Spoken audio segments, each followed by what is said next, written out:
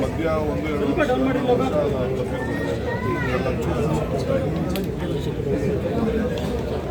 ಅದೇ ರೀತಿ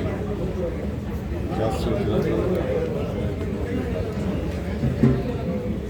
ಶಿವರಾತ್ರಿ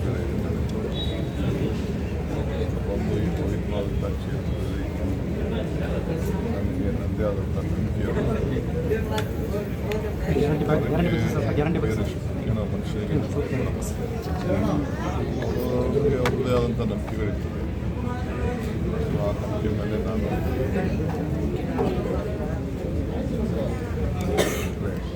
ಆಮೇಲೆ ಸಮಾಜದ ಮೇಲೆ ಸರ್ಕಾರದ ಮೇಲೆ 1000 ದಿನ ಆಗಿದೆ ಒಂದು ಭೇಟಿ ಮಾಡೋಂಥ ಅವಕಾಶ